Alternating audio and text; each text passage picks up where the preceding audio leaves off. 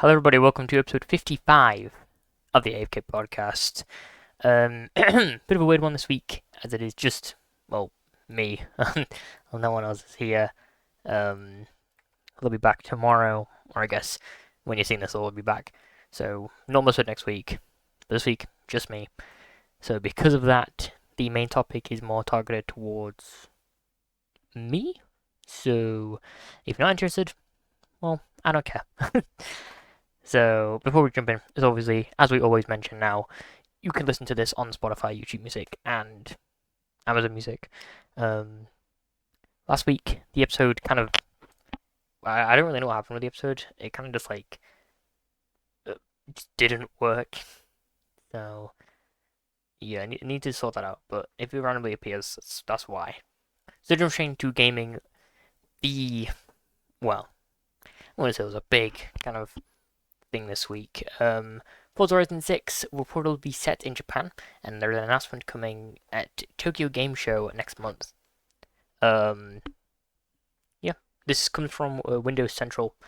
If this is true, cool. Japan, a pretty cool place. As you know, the meme place, Japan place. And I think this sounds really cool. I do. I'm on the fence if this is true or not because who are the people? Playground, who make Forza Horizon, are busy making the Fable remake, and that game's been delayed like countless times. It's going out next year, so I kind of doubt this is probably going to. I mean, we do need something from this series. It's been when did Horizon 5 come out? Don't really have anyone. We Google stuff, so 2021. Okay, so it's been about like 5 years. Sorry, 4. I guess probably about 5 or 6 whenever this game comes out. And I think Japan is a good next place. Lots of different areas. You got like kind of more city-based areas with very tight corners. Then you can have the really big, open kind of just kind of countryside. So yeah, I think if that is the next place where it's going to be set, that's cool. I like that. Big Horizon fan. Um, Next up, some Silksong news with it coming out this week when it comes out when this episode releases. So on GameStop's website, they posted that Silksong will cost $20. So I know there was some rumors going around, people thinking 50. I was thinking maybe more 30, considering the first Hollow Knight was 20. This is bigger, so I thought maybe they'll cost a bit. They'll make you pay a bit more. But 20 quid, it is true. That's pretty good, pretty neat. That's kind of a steal. Stuff that they seem to showcase for this game. Cool. I'm excited for Silksong. We also have some news about a physical release coming out next year. Then we're coming to Nintendo platforms first, and then everyone else after this from Insider Gaming. Yeah, I do think Hollow Knight got the first one did get a delay for its physical releases, and that's kind of the thing for many indie games because it's more difficult for them to get physical release out. But so any physical collectors, you can wait a little bit, depending on when this comes out. But yeah, that's cool. Nice. Glad there's a physical release. Hopefully, it is on the cartridge. I doubt it will be a game key, but you never know. I don't think it will be. Team Cherry, I trust them. Some news, which I guess is very early for when I started recording this. Concerned Ape, or Eric, the developer of Stardew Valley, has announced a Stardew Valley 1.7 update coming. This was announced, I guess, the other night at some concert that they're doing for Stardew's music. And now it's like officially saying, yeah, the cat's out of the bag. Update 1.7 is coming soon, which is great. No release date, no estimate, but it's coming, which is great. Me and Isaac and Daniel, we all love Stardew Valley. There was also a screenshot for Haunted Chocolatier that he posted, which, I mean, it's just a picture of a tree in a house. It just looks like Stardew Valley. But yeah, nice. I'm excited for that. Love Stardew. The director of Expedition 33 has announced that Expedition 33 is not the end of the Clair Obscur series. Clair Obscur is a franchise name. Expedition Zero 3 is one of the stories that we want to tell in this franchise. Exactly what it will look like and what the concept is will be is still too soon to announce. But what it is sure is that this is not the end of the Clair Obscur franchise. So I know Daniel will be very happy about this. I'm intrigued to see what I don't know how it ends. I'm still not going back to Expedition since the 10-15 hours I played. But yeah, I'm glad this game is doing well. It's very clearly going to win Game of the Year this year, and I hope this can come a. I don't want to say long-running franchise, but like a high-quality kind of franchise. Maybe like Final Fantasy. I don't know. I guess it depends what they kind of do with this game's story. As I said, I've not beaten the story, but yeah. Hold on, Clair fans. Next up, kind of a bit of Nintendo news here. We have Square Enix confirms that Final Fantasy VII Remake integrated on Switch 2 was a stable 30 frames per second, offering smooth performance and crisp visuals. It's releasing this winter. I know some of the people who did play it announced like, "Oh yeah, this game runs very great. This game runs great. It looks really nice. Kind of a little bit better than the PS4 version because it integrates the PS5 and PC version." In case you didn't know, but yeah, especially coming after the Elden Ring announcement, which I guess proves that that is all FromSoft and Bandai Namco's fault. Why the game isn't running great, but yeah, cool. Probably not gonna get it. I've already beat 7 Remake. I kind of don't want to play it again, and if I did, I wouldn't play it on Switch. Oops. And then we have a new. This is more a rumor. I know they don't want to put kind of Nintendo Direct stuff on here unless a big source talks about it, but I thought, hey, it's probably gonna happen anyway, so I might as well put it on. Nintendo Direct is reportedly planned for September, on or before the 12th of September. Makes sense. We normally get a Direct in September. I guess we need the Metroid Prime 4 release date. We have Pokemon and the Kirby dates. It is just Metroid. And we know Metroid isn't delayed because they have posters out, the marketing posters saying it's out today, or out now, whatever it was. Those were like, God, 2 months ago? It's like July, June? So yeah, like, where is this game, bro? I know we waited like 7, 8 years. But, is it like a shadow drop? I don't know. We're still in the date for Age of Imprisonment, the Hyrule Warriors game, but I do not know if that's coming out this year. Let me double check that. Age of Imprisonment. It's coming out this year. Winter, okay. That still needs a date. I'm guessing that'll get a date here. Maybe a bit more news on Tomodachi Life 2. We'll have to see. But, yeah. It makes total sense to me. Skate 3 fans, the waiting is finally over. Well, kind of, not really. Skate 4 early access begins September 16th. Skate 3 is one of my favorite games of all time. I've waited so long for Skate 4. I remember they kept showing footage of it, and it was all like just gameplay with like no textures, and I was like, bro, just make it. It's nice to know that it's coming, but like just make it. I don't want to see trailers of it not finished. So early access September 16th.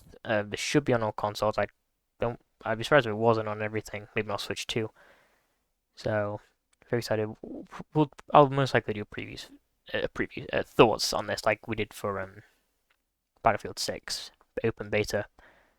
So it's great news. Very excited for Skate 4. So this is kind of a follow-up on something we talked about a few months ago, about Red Dead Redemption 2 next gen and Switch 2 version. So according to this, 9 sources are reporting on this being real and coming this year. No one knows when it's going to be revealed, but there's a chance it will be in September. I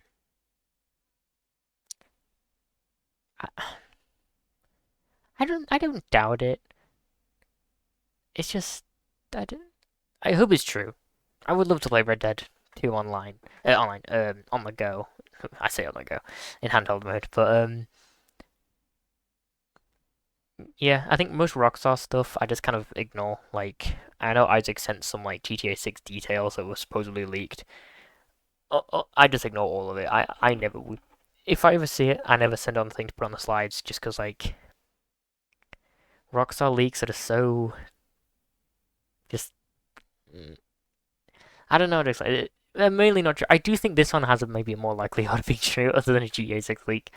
But yeah, I hope it's true. But it's not. I can just go. I hope this is true. This is the last part of the gaming news. Is just Satisfactory, a, a popular indie game. I believe came out last year, maybe the year before. Satisfactory. Yeah, 2024. Console release coming November 4th. I don't think anything's coming out that day. I might have been thinking of Silksong, which is September 4th. But hey, anyone who likes Satisfactory or is intrigued, what do you know? Comes out consoles November 4th. Switch 2. Oh, hopefully. And with that, there's all the gaming news done. Still say it's just kind of happened. We're in that season now where like all the summer events are over. We're kind of just getting ready to. The marketing's all kind of piling up. September, October is when everything kind of booms for Christmas. But yeah. So film news, we have our MCU news first, which wow, I don't care about, but hey, I had to talk about it. So Daniel PK, Daniel PK. D23 is happening this weekend. We got some news on. Well, I say news. There was a video of Paul Rudd and the Russo brothers talking a little bit about Doomsday on the set of Doomsday, and Paul Rudd said, "We're surrounded by jaw-dropping sets and some truly incredible talent, many of who you just saw teased in that great video." Which, speaking of which, just saw teased in that great video. I'm guessing he's referring to the chair stream from like months ago. So like, when did they record that? Oh, this is another video. Bringing this story to the big screen means the world to us, and we couldn't do it without your support. So, he mentioned this jaw-dropping sets. So this kind of contradicts what Alan Cumming said in an interview this week, which was, he said, "I did the entire film in isolation.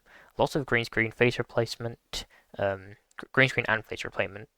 They even gave characters fake names. I don't know who I was acting with half the time."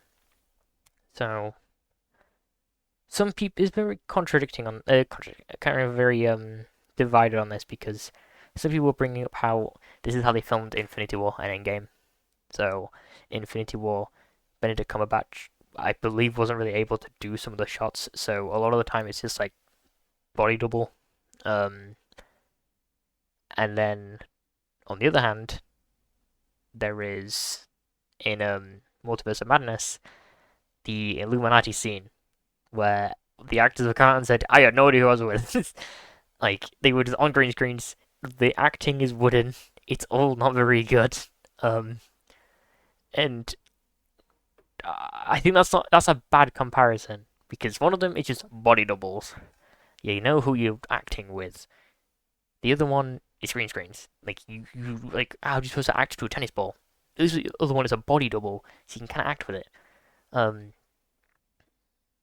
And I think with Paul Rudd is like, maybe he has a bigger role, which I think the X-Men are probably going to die quite early on in the film, by Doom. But again, Alan Cumming did reveal by accident that he has a fight scene with Mr. Fantastic, so not all of his scenes are on green screen.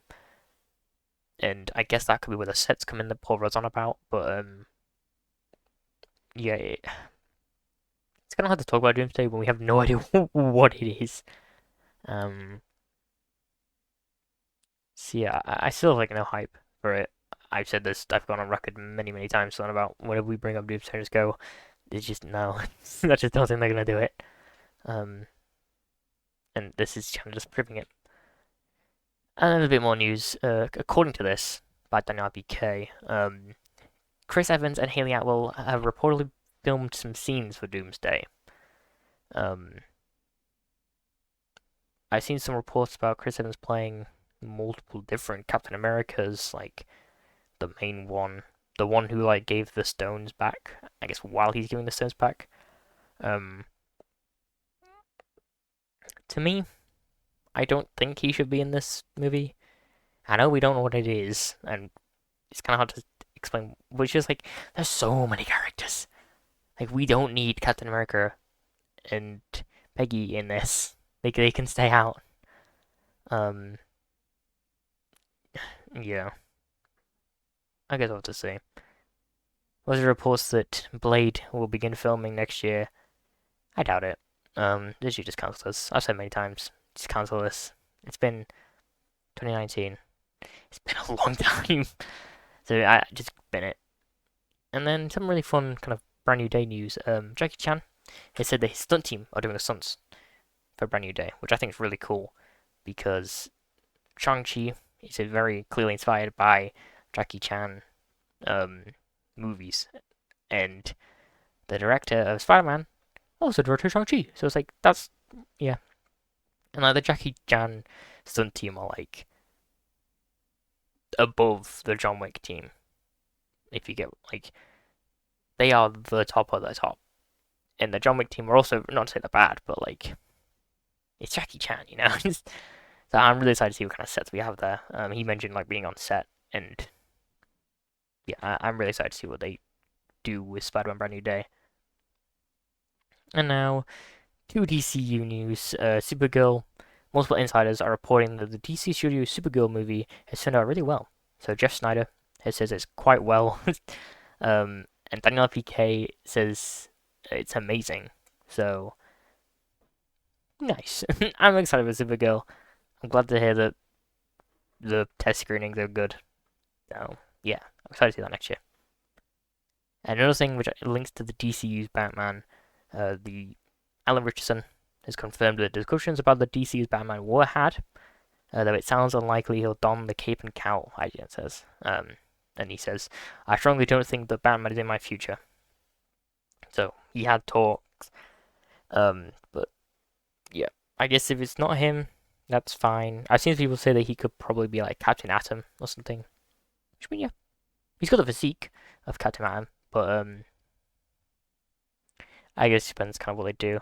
The DC's Batman is like, I know I don't like fan casts, but like I don't like putting people up for fan casts. I like seeing other people's what they submit for fan casts, I guess. But yeah, it's Batman. Like I'm sure whoever DC picks will be better than whoever we can choose. But yeah, we'll just have to see for that one. Finally, well, I say finally. It's not finally. Now we have some Star Wars news. So, Sean Levy's Star Wars film, Star Wars, Starfighter.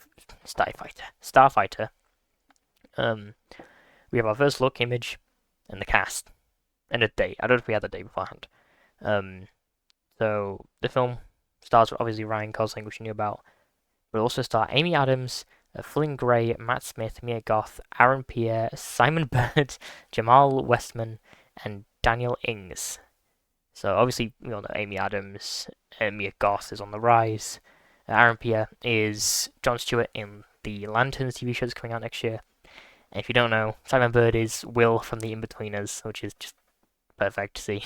I love seeing him in stuff, big stuff. And it releases in theaters May 28th of 2027. So I've seen some people kind of bring up caution about that from the first look, it's Ryan Gosling and a child. Star Wars for a long time, it's just been rugged hero and child to make him be like a dad, Mandalorian, which I kind of see. That's not really the main reason I'm not that excited for the new Star Wars. I mean, I would say I'm not. It's just, it's Sean Levy. Like, I don't think he's not gonna. His films are so basic, and Claudio Miranda will be the cinematographer for the new film. And if you don't know, he's worked on Tron Legacy, F1, and Top Gun Maverick. It's just like this film. I'm expecting really cool flying scenes, but Sean Levy's directing is just so mid. He's such a mid director. He doesn't even direct half the time. Like his Ryan Reynolds stuff was just Ryan Reynolds stuff, but he kind of was there. Like I don't know. Shane Black could have been probably interesting to do this. Like he worked with Ryan Gosling on The Nice Guys, and Ryan Gosling worked really well with his writing style. But I know Sean Levy's been writing it. Um, I can't remember the name of the guy who's writing it. And I can't be asked to check. So I think there's something here for Star Wars Starfighter. I think for me to be properly excited, I need to see a trailer. Like it has my Ryan Gosling trust and the Claudio Miranda trust because I think Top Gun Maverick is stunning to look at, and obviously Tron Legacy. I haven't seen F1 yet, but yeah, we'll have to see. We'll probably get a trailer next year at like D23 or something. So we'll have to see. Next up, Alex Garland has wrote a 160-page script with images to convince Miyazaki to let him direct the Elden Ring movie. So I said when this was announced that he was making an Elden Ring movie, that's a bad idea. I still do believe it's not a great idea, but seeing that he wrote a 100-page script with images, it shows passion, and that's just nice to see. Or here, I guess, it's like a director who clearly wants to be accurate to the Elden Ring lore and make something that Elden Ring fans will enjoy. Which, yeah, that gives me a little bit of faith. I still, if they were making this, I would prefer it would be an anime in some way because some of these designs are gonna look really ugly in live action, and some of these action scenes would look so much better in animation. But yeah, guess we don't always get what we want sometimes. Another kind of video game adaptation, Mortal Kombat 2, the sequel to the 2021, I think is when the first one came out. It's been delayed to next year, May 15th, 2026.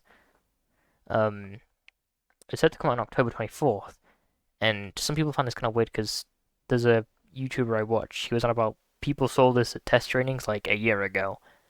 So, like, it must be done. I really don't know why they're delaying it. And delaying it so much. But, something's clearly not right. Because I have to see when it comes out in May. Luckily, it comes out 10 days before GTA 6, so it might live a little bit. The sequel to K-pop Demon Hunters is officially in the works at Sony. In case you have been living under a rock for the past, what, 4 months, I think, is when it came out ago. K-pop Demon Hunters is, I believe, the most watched film on Netflix.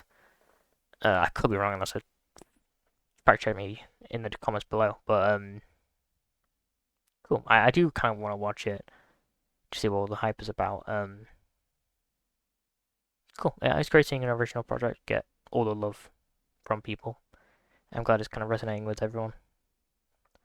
And the final piece of news is a trailer for Sisu 2. This one will have Stephen Lang from the Avatar franchise as the villain. Comes out in November. Cool. I like the first one. Yeah, it's just more Sisu. Next up, we have our TV news of the week. This is usually the shortest one, and what do you know? It's the shortest one. Kicking off with Smiling Friends Season 3 has a release date of October 5th. I'm excited. I love the first 2 seasons of Smiling Friends. I think it's such a fun, creative, unique show. It's kind of... The only thing I can really compare it to is like... Adult Gumball, maybe? Just like the different animation styles kind of put into one. But, yeah, great. Don't need to wait as long as we did for Season 2. And, nice. Next up, a TV show. It's not called TV show. The Blade Runner 2099 will release next year on Prime Video. This is a sequel. I don't know how much of a sequel to 49, which will star Michelle Yeoh and Hunter Schafer. I believe that's all we kind of know. I'll probably watch it. I love the second Blade Runner 2049. I think the first one's cool looking, but kind of boring. Um, yeah, I hope this is good because, I mean, it's Prime, so maybe you'll get a big budget. Probably not though. Like, have you seen Invisible's animation? And then our final piece of TV news, and I guess news overall, is the producers of the live-action One Piece said in an interview they're aiming for 12 seasons. So, my issue with the live-action One Piece was not really an issue yet. It's going to become an issue. It's the cast. How are they gonna do it? How they when they get older? Because 12 seasons. I believe the first season came out 2023, and then 3 years later comes out the second season. So they can be quite old by the time we get to like Wano. And like, are they gonna recast maybe? I don't know. But I guess I'll have to see for live action One Piece. Other the what's his name? The showrunner that's it has left season 2. But he worked on season 2. He left kind of midway through. I'm intrigued to see kind of how the show goes without him. But yeah, I liked the first season. I thought it was really fun. It's a good way to get people into One Piece. I guess I'd have to say for this one. And with that, all the news is done. New reviews this week. Although I guess I did start playing Sword of the Sea, which is pretty fun. I didn't beat it though, but I guess that's coming up probably next week. So I guess we'll do game of the week first because it's gonna be very short, just me. Then we'll do the main topic. So in case you're new here, game of the week. Every week, two of us get given a game from the other person. We have to play 3 hours of it. After you play 3 hours, you review it. You can play more, but you have to play 3 hours. And if not, you get a punishment. So this week, I gave Daniel and Isaac to play The Wolf Among Us. Isaac didn't play it because he has not played a game in like a month, I think. Yeah, a month. It's been a while. Oh no, over a month. It's been 5 weeks since he last played a game.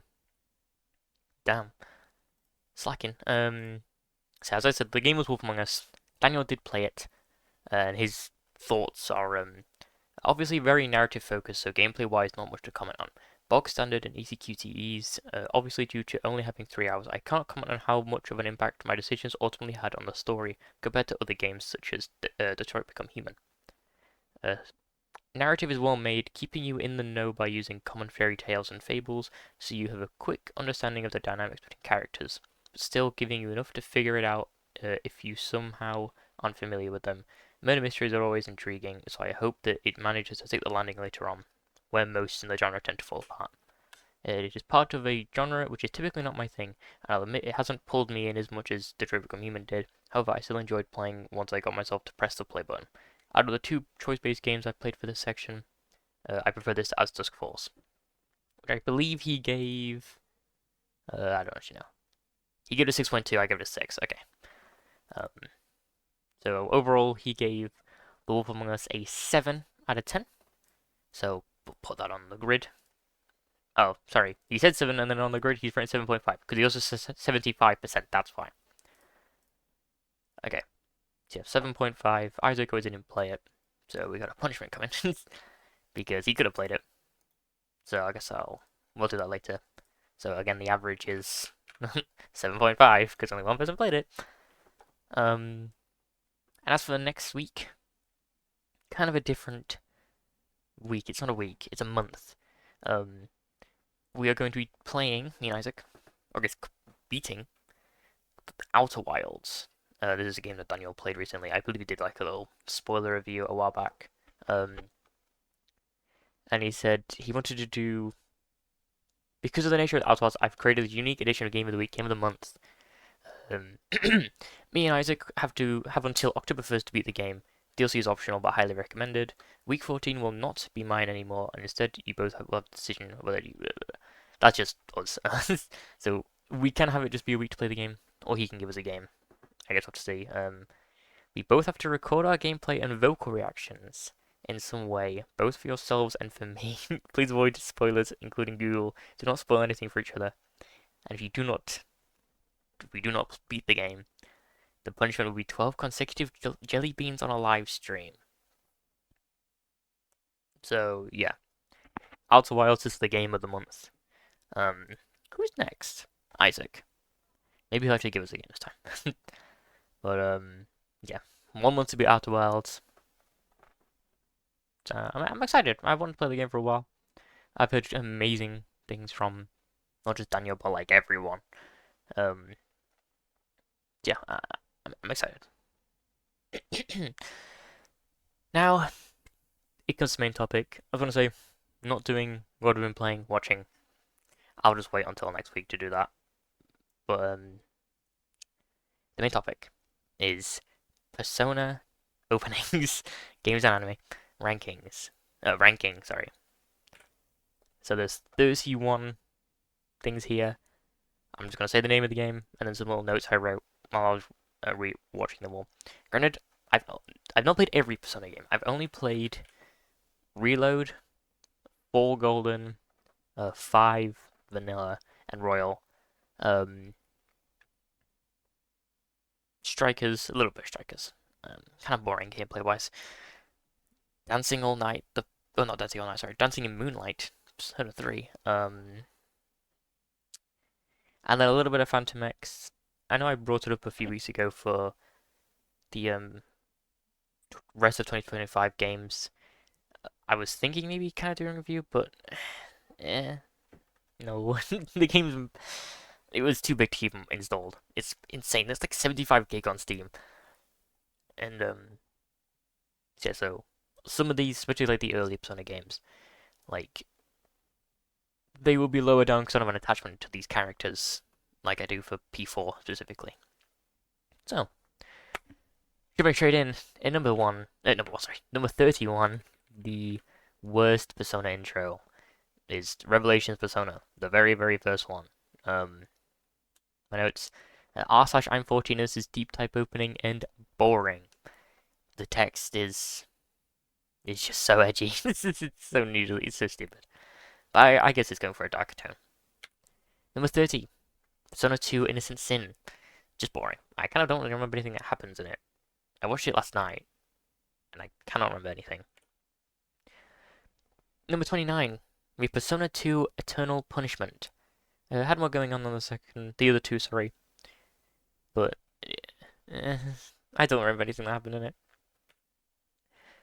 Kicking off number 28, we have Persona 2 Eternal Punishment DPSP. I believe Eternal Punishment is the port, and then Innocent Sin is the remake. Oh, that could be the other way around, sorry. But, better than the original. Some of the shots and music is cool, which is not that memorable compared to other openings we'll get later on in the list.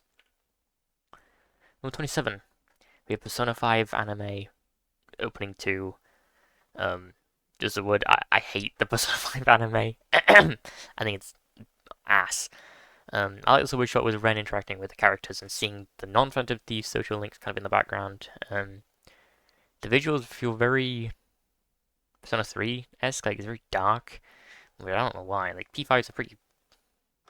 It's not as like bright and colourful as 4, but like it has an edge to it. But I won't say it's like that dark. I don't like the naked shots. It's weird. It is. I don't know why they're there. Song is nice though. But yeah, hot take. Persona song is good. Number 26. We have Persona 5 Anime Opening 1. Again, I like the song. I don't like the character designs in the anime. I think they're ugly. Visuals, again, pretty standard. Like, I think opening one is the shot where Ren or Joker stands just in the train, not really doing anything. Where, like, the beat drops and it's just kind of like, you just do something. Jump up a buildings, I don't know. And then I like all the catchy shots. I think the one where him and Joker walk past each other and they kind of flip is cool. I like the one where Akechi kind of splits into two, I guess. Because, spoilers, I guess. I'm not gonna say spoilers, don't worry. So yeah, it's just, I don't like the anime. I think the anime sucks. Number 25, we have Persona 4 Arena. The shots of Rise licking her lips is weird. It is. The Persona action shots are very clunky looking. They kind of do like a single animation and then they just freeze. It's not, it's kind of ass. Teddy's walk looks goofy. There's a bit, I believe it's in this one where Rise and Teddy like walk. It's just kind of there. I don't really know why. I know the P3 cast do as well, but just like, okay. Seeing the P3 cast, it's cool to see them like older, and then the song's nice, which it is. But it's just kind of, yeah, not very memorable. Next up we have the sequel to Arena, at number 24, Persona 4 Arena Ultimax. Breakout, one of my favorite Persona songs. Shoko Rada, the GOAT. Don't know why Junpei, Yukari, Ken, and even Koromari don't get a name card thing like everyone else does, because, like, I mean, they're like the main, I won't say the main best friends, but I mean, they're the first proper characters you meet, I'd say, in B3, especially Yukari, so that's kind of weird. And Junpei's the best friend character. And then, again, they do some, like, pretty standard attack post stuff for their nameplates.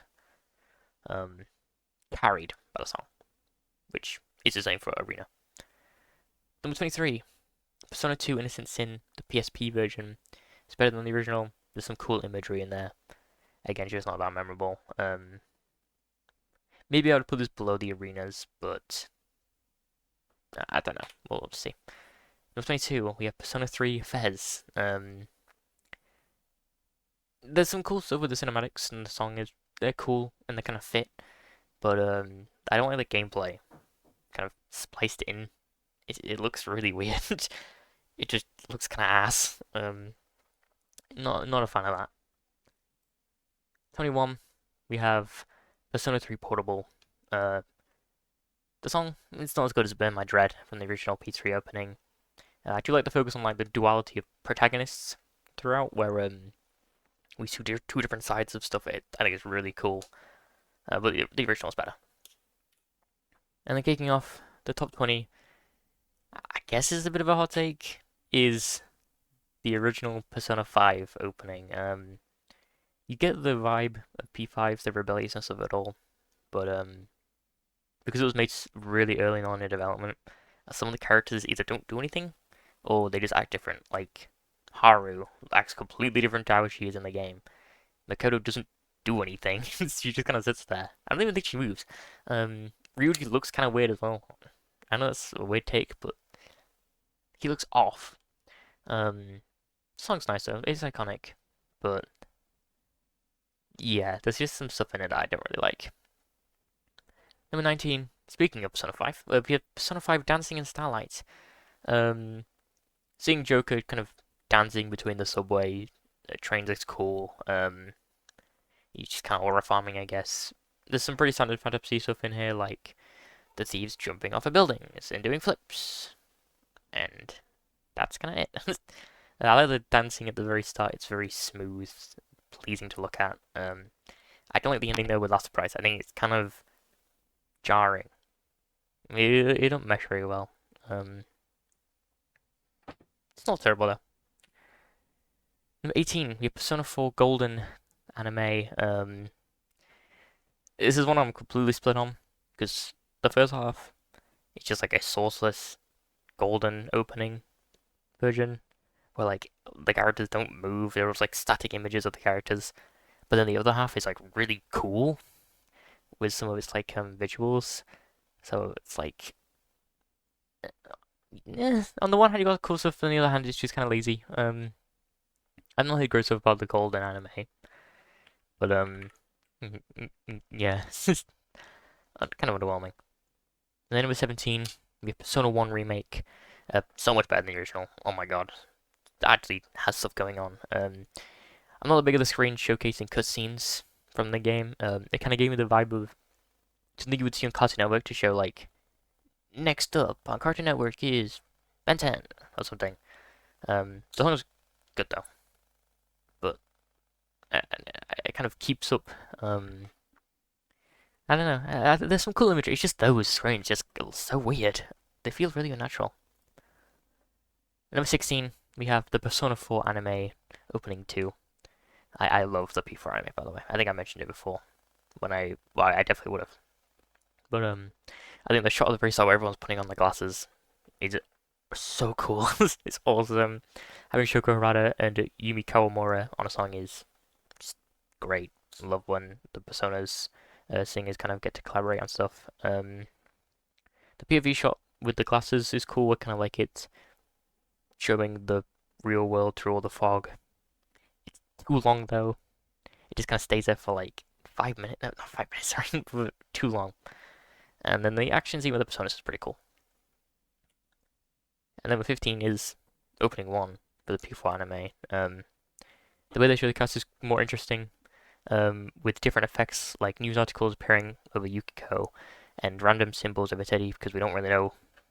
Well, we do know what kind of know what Teddy is, but I think that's really cool. And obviously, Rise has things like phone recordings or stuff of like her shows. I like the action shots of all the personas, with like near the end, but some of it feels a bit too dark for people. I think it's when the TVs are in the classroom and all the kids are on their phones.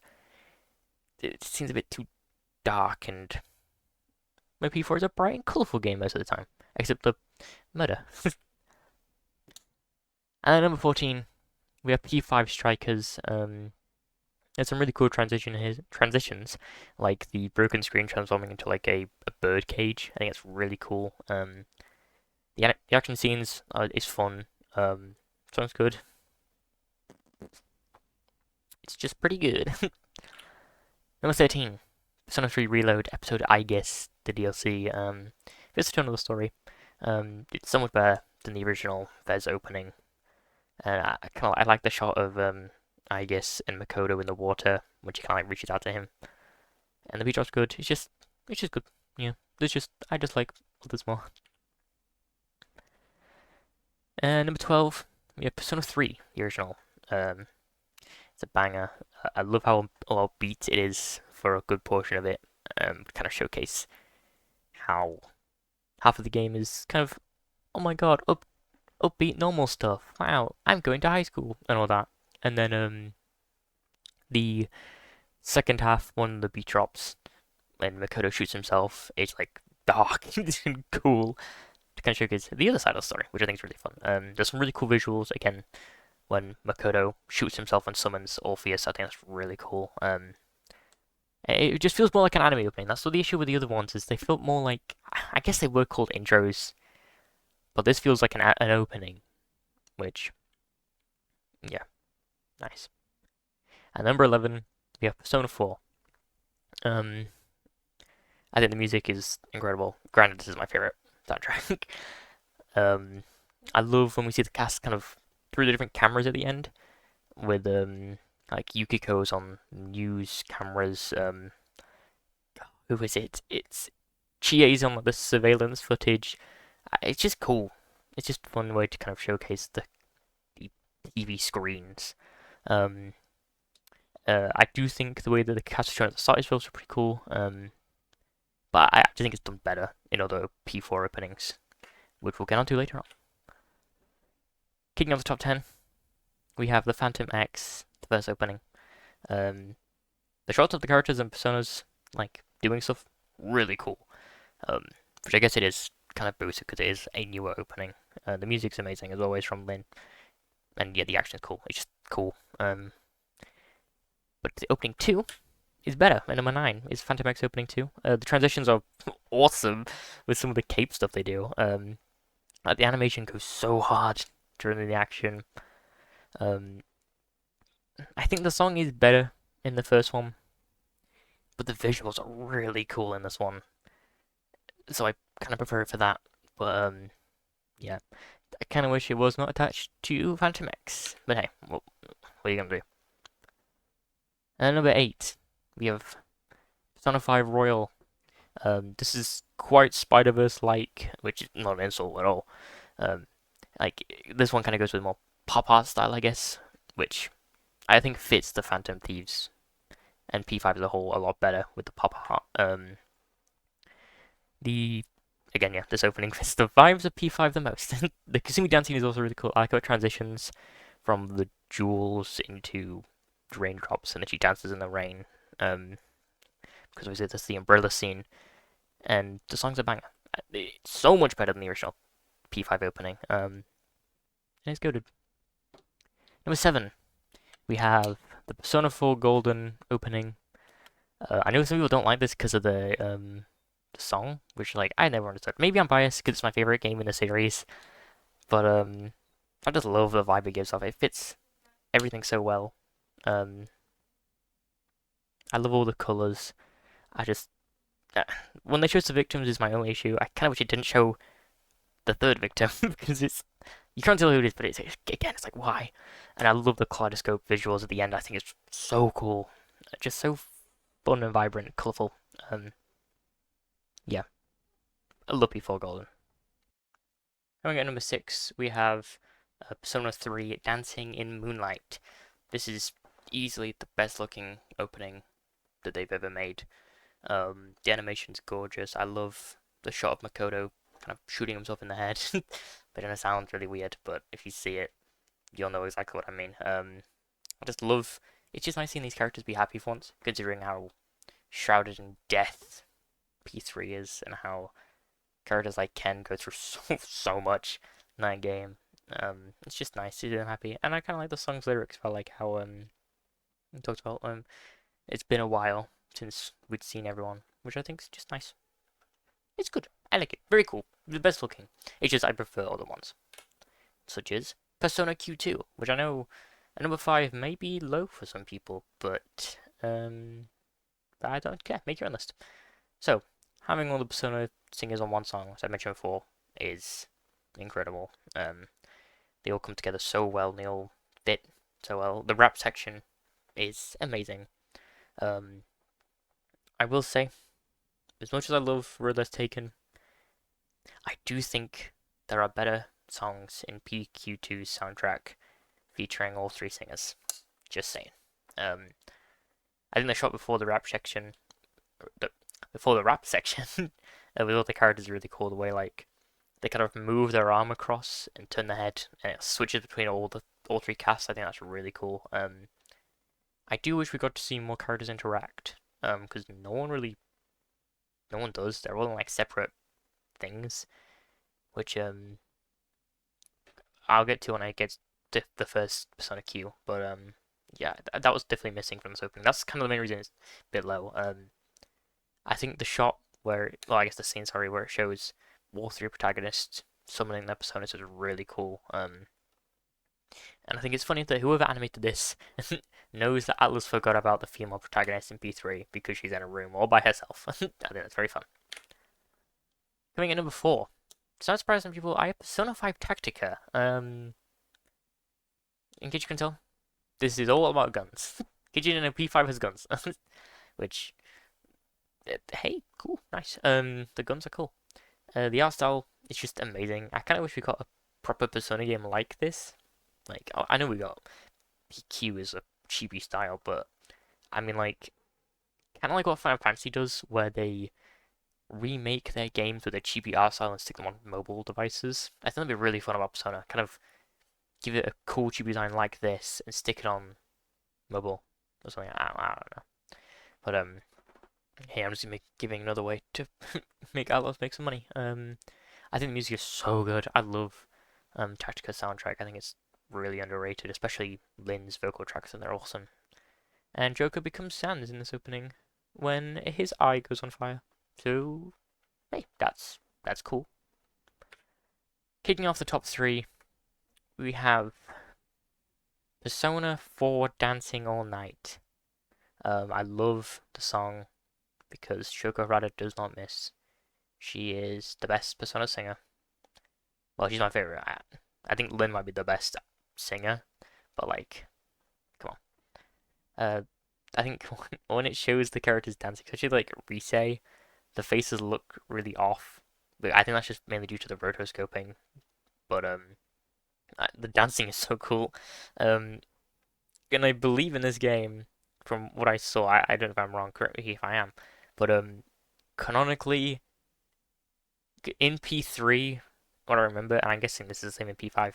Um, the dances are all in their dreams, but in P4 canonically they can do that. Like it's not a dream; they can just dance like that. Which, if that's true, that's incredible. That's why they're the best cast in the series. And I love when the beat drops and we get that shot where it shows everyone dancing and there's the sweeping shot around them all. I think it's just so insane how they storyboarded and like animated it all. I think it's amazing. It's just so much fun and cool, which is what I want from P4. My only issue was to number 3 and not 2 or 1. Because I wish Nanako was in it because Nanako is epic. So, what can you do? What can you say? And then at number 2, we have Persona 3 Reload. One thing I love is the very start when we see Makoto switch through kind of some songs. We see obviously Burn My Dread and then Full Moon, Full Life, which I think is kind of a nice little Easter egg there to show, just for those people. And the animation is stunning. It's gorgeous to look at. And the song is also a banger. I love the dark undertones in the opening, like the girl jumping off the roof, the shot of Makoto. I don't know why they have it, because it's so weird when he's just like sat on the sofa and just fucking shoots himself to someone's persona. It's like, I have no idea why it's there, but it's cool. And like Junpei, the kind of way he waves and it switches off into the dark hour, I think it's really cool. I love the shot of Akihiko, Shinjiro, and Ken all in the train, because I think that's a really kind of neat little foreshadowing there for the story, and their kind of relationship altogether. The beat drop is incredible. The scene where everyone summons their personas is really cool. It's probably my favorite of all the openings. I love how Fuku's is her shooting herself, like from behind. I think that's really fun. Um, and overall, it gets me really excited to see what they do with P4's opening, Revival's opening, sorry, because they completely knocked out of the park for reloads. And P4 will have Shoko Harada returning, so nice. And if you couldn't guess, my favorite Persona opening is Persona Q's opening. It's got everything I love. I love getting to see the P3 and P4 cast interact with each other, like their little relationship they have with a relationship. I love the shot of Koromaru jumping and then Kanji grabs him. I think that's really fun. There's a scene where Rise grabs Fuka, kind of like swings around. I think that's just very cute and fun. Sugar Harada and Yumi Kawamura are incredible with this song. It's one of my favorite songs in the series. It's so like bright and fun at the start, and then it just completely switches tones in the other half with like Little Rabbit with blood all over it, which it fits. Persona is a series which is pretty dark with a lot of its stuff, and it's just really cool to see. Not that it's dark, but like the cool imagery is it's nice to see. And then I think the Avengers Endgame style shot where it shows all the characters summoning personas, it's just so much better than what Rise of Skywalker tried to do, because it's awesome. And the colors are beautiful. It's just beautiful. I love Q's opening. So there's my Persona ranking. Wow. Pardon me. Yeah. Leave yours in the comments, guys. um. So yeah, I was originally gonna do a video game developer tier list. I think I wrote out all the developers actually. But then I just thought I'll switch it to a Persona opening. That's a little bit more my thing because a lot of the developer tier list I could talk about the stuff there. Even if I've not played the games, like I know good enough about kind of what people think, but I think this is a bit more like my proper opinion of that makes a bit more sense. And also that video game tier list would have taken forever to do. So yeah, just maybe I'll into that one. But yeah, that's my Persona ranking. I believe this should be on the short side of an episode. I mean, it's just one person. We don't need to be here for fucking hours. But yeah, not gonna do what we've been playing or watching because well, it's just me. I'll wait till next week to do that. And then again next week we will have Daniel and Isaac back. It'll be game of the week. No, it won't be. Sorry, we will get a game that week. Maybe I don't know. Actually, yeah, we will. We'll get a game next week from Isaac. So excited to see what that is. As I mentioned at the start, I put 54. I'll try and figure out what's going on there. I need to figure that out. The anniversary episode. Okay. I know I said for so long he was gonna come out this month, but like, I keep forgetting. I can't lie. I'm literally at the end. I can see the end. I have two more things to do, which are like, they're an hour each, so they'll probably take about maybe another hour added on. Maybe over an hour. I don't know how long they'll take. They'll take a while. Because, I mean, I gotta watch through the footage and I gotta cut stuff and stuff. But once that's it, it's completely finished. It will probably be almost 3 hours long, I'm not gonna lie. Which is great. Hey, nice. But, yeah. I do deeply apologize for taking this long to do this. I should have started it earlier. I know.